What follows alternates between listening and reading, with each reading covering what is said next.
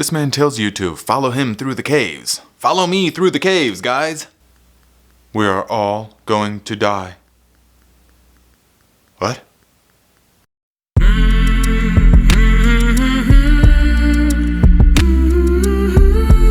Now, keep in mind that what you're about to see took place in a cave, way underground. And if there was no flash from the camera, it would be absolutely pitch black. You could not see your hand in front of your face, nothing. With that in mind, for the full effect, try to watch this one in the dark, alone, preferably about 100 feet underground. Now sit back and imagine this. It's your first time in Europe, and you want to experience everything you possibly can. So one day, you are in Budapest, the capital city of Hungary. And at the hostel you're staying at, you meet some exceptionally cool people from Australia.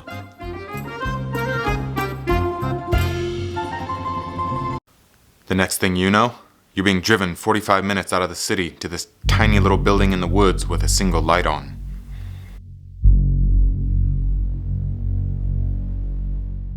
Soon you find yourself in dirty overalls, wearing an ill-fitting helmet with a dim headlamp attached.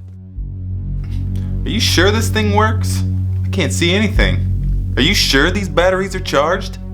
They were only used once? What?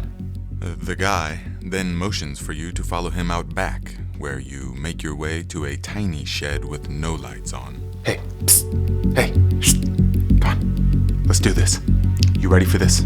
Let's go, let's do this. You make your way to a tiny shed.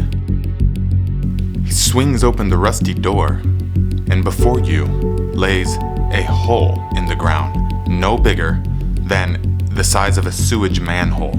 It has a rusty metal ladder sticking out of it, leading into the ground.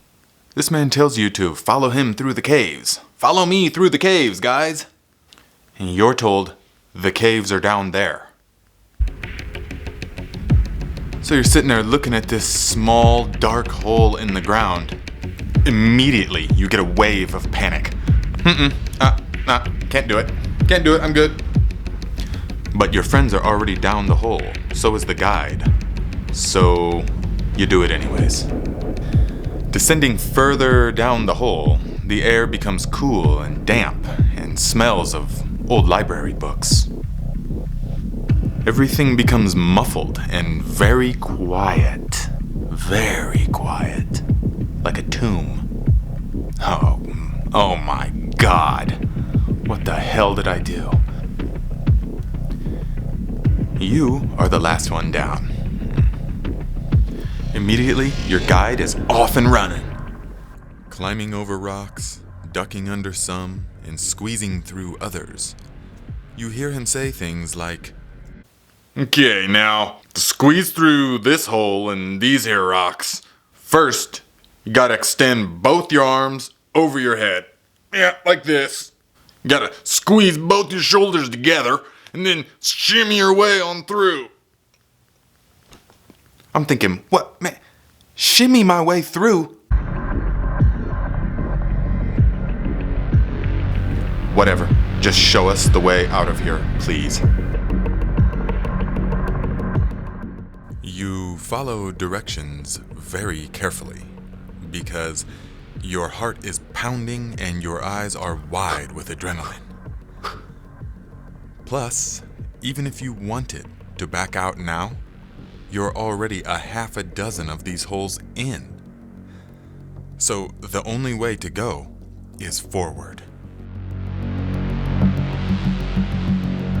After an hour of stuffing yourself through these holes,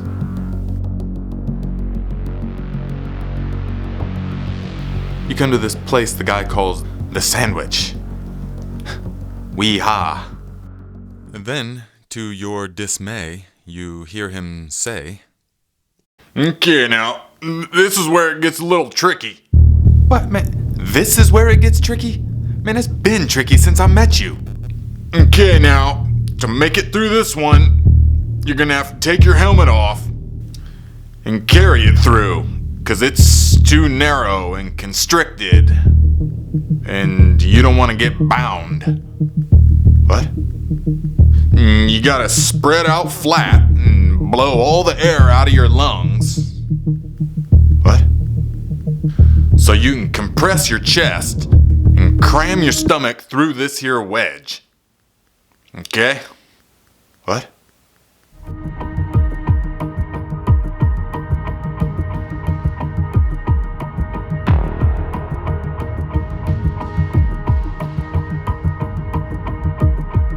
So there you are, an hour and a half underground.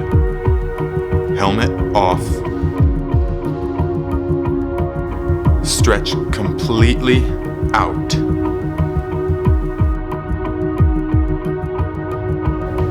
No air in the lungs. Solid rock pressing on both sides of your body so tightly you cannot breathe in. When suddenly a thought hits you. Man, I am in a really, really bad spot right now.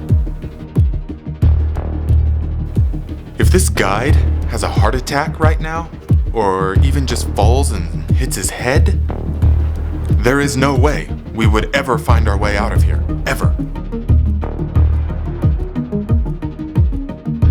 We would panic and consume the rest of the battery on our lights, trying to trace back through the maze of rabbit holes we've came through.